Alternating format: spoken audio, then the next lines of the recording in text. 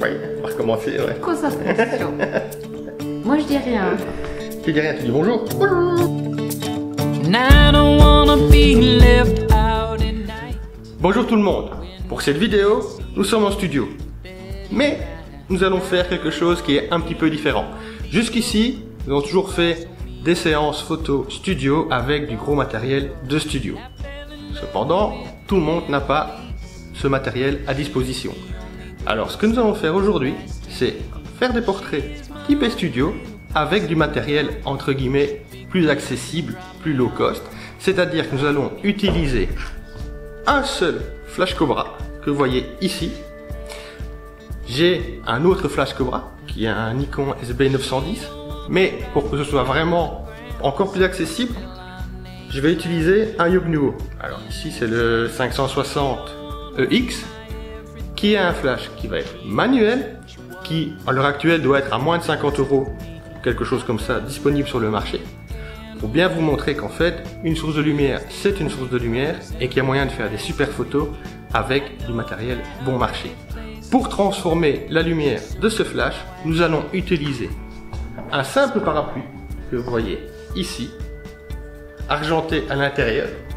C'est un 70 cm je crois, ou un 60. Ça se trouve à 10 €, donc vraiment 3 fois rien.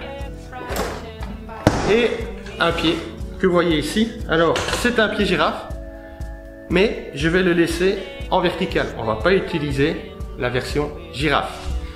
Pour accrocher les deux, je vais utiliser une attache. Alors celle-ci c'est une Manfrotto.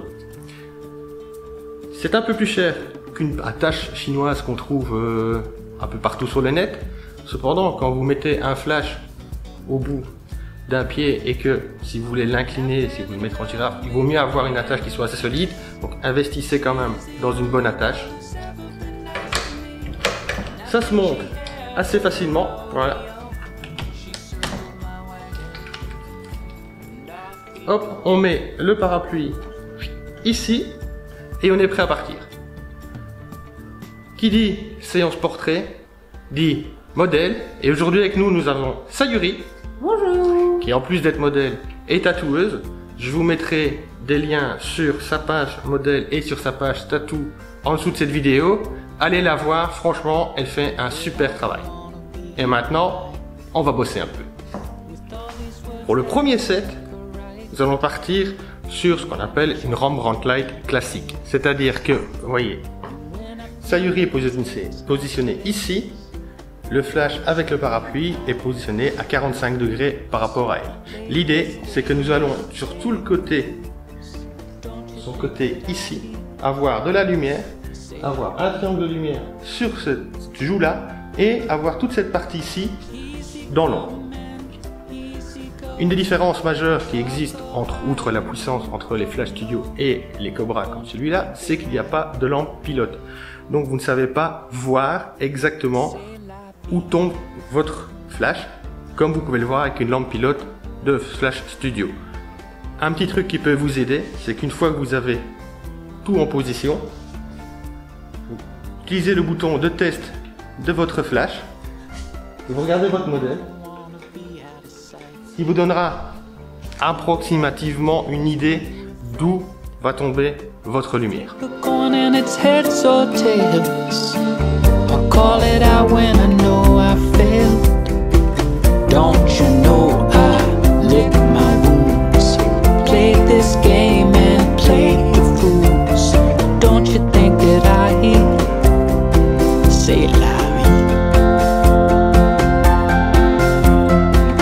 Easy come and easy go. You go high when I go low. Don't you think that I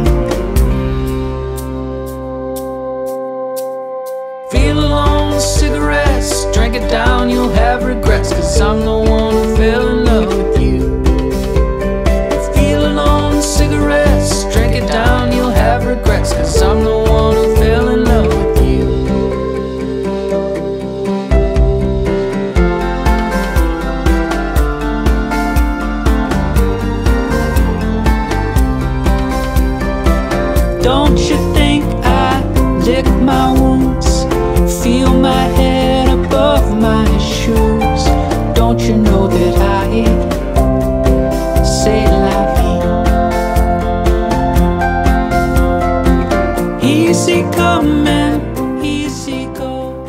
Je m'aperçois que j'ai oublié de vous préciser un petit détail technique. Comme vous le voyez depuis le début, j'utilise mon flash en déporté.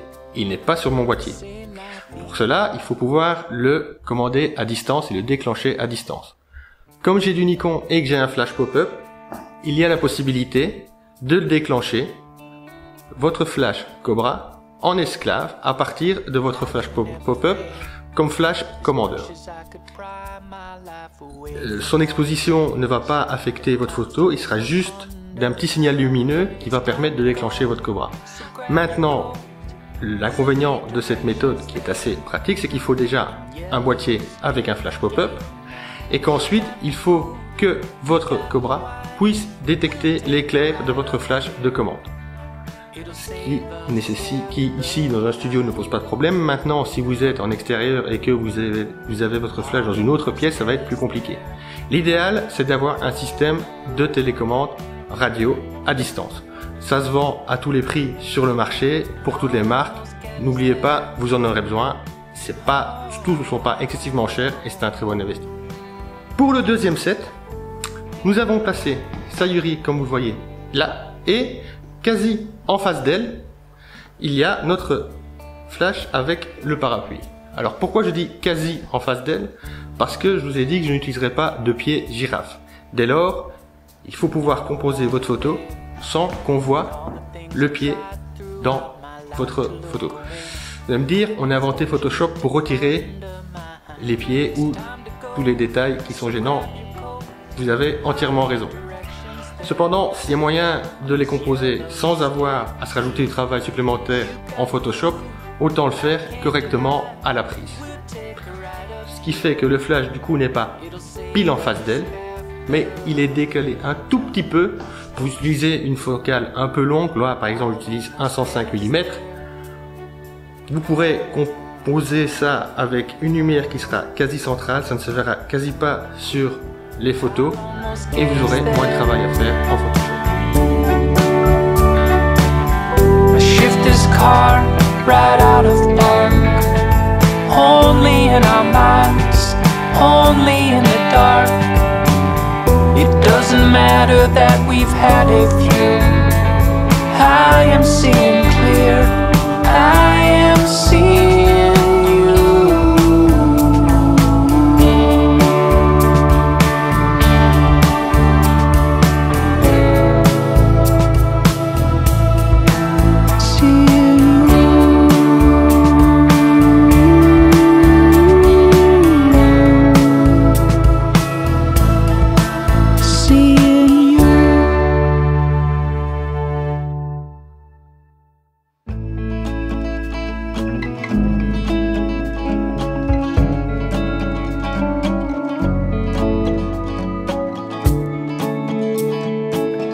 Pour le prochain set, comme vous pouvez le voir derrière moi, j'ai mis Sayuri face au parapluie. Donc elle est vraiment parallèle au parapluie.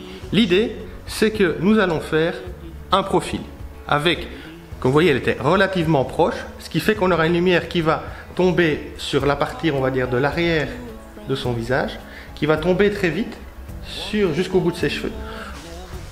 Pour tomber vraiment presque dans le noir, on va voir légèrement un détail et donc on va tirer vraiment l'attention sur toute la partie avant de son profil.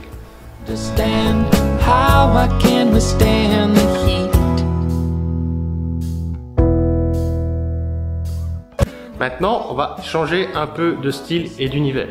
On vient de faire quelque chose qui était très foncé. Là, on va passer dans quelque chose qui va être beaucoup plus clair, qui va être un peu plus stylé, un peu plus mode.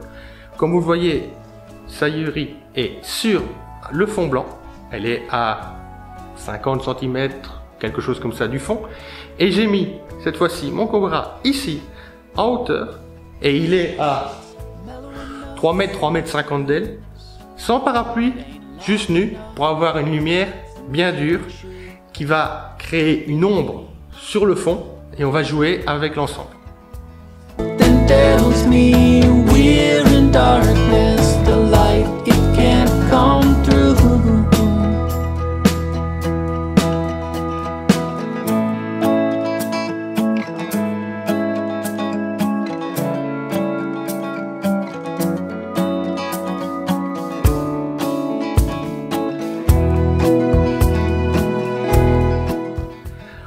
Pour le souhait suivant, nous allons essayer d'adoucir au maximum la lumière provenant de notre Flash Cobra. Comme vous le savez, un Flash Cobra, c'est à peu près cette taille-là, donc c'est par définition une lumière qui sera très dure. Et pour l'adoucir, vu qu'on ne va pas utiliser de diffuseur ou d'autres accessoires, nous allons utiliser un mur, blanc de préférence, sur lequel vous orientez votre flash, et ce faisant, ce n'est plus votre flash qui va devenir la source principale qui va éclairer votre modèle, mais votre mur. Comme le mur est grand, évidemment la source va être bien diffusée, et plus c'est grand proportionnellement par rapport à votre modèle, plus votre lumière est douce. Alors pour vous donner une idée, mon flash est situé à peu près 1,50 m du mur, et Sayuri, que vous voyez ici, se situe elle à peu près à 2,50 m du flash, ce qui veut dire qu'elle est à peu près à 3,50 m du mur.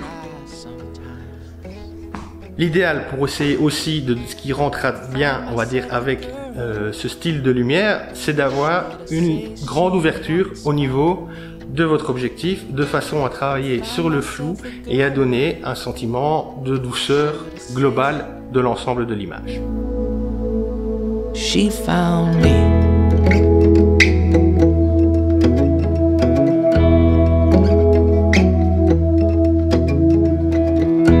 It's Oklahoma brown,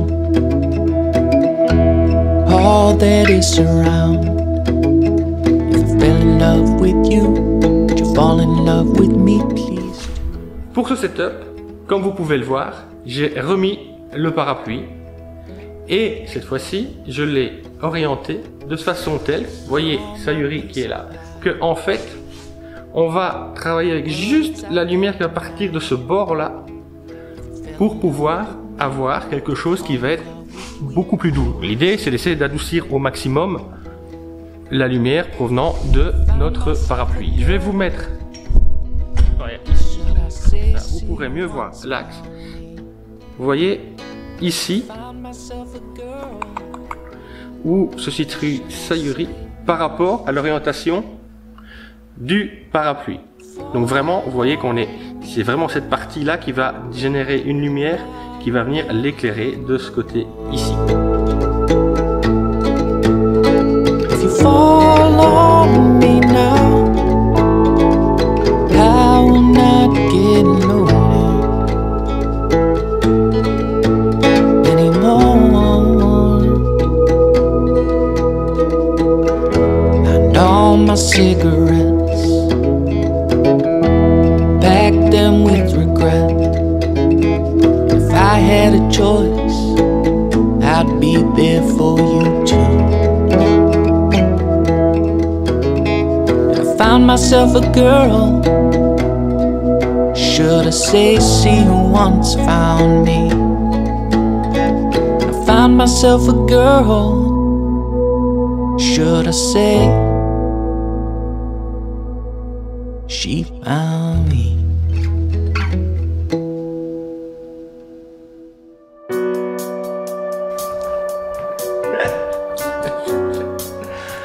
Nous sommes maintenant arrivés à la fin de cette séance. J'espère que ça vous aura plu et que ça vous aura inspiré.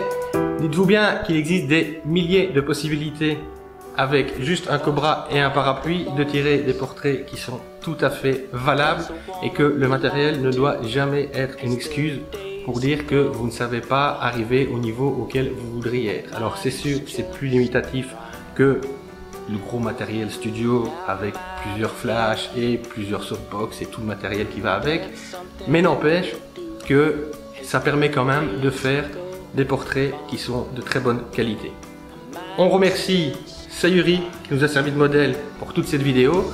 Je vous remettrai ces liens en dessous de cette vidéo. Si vous avez des questions, n'hésitez pas à les poser, j'y répondrai également.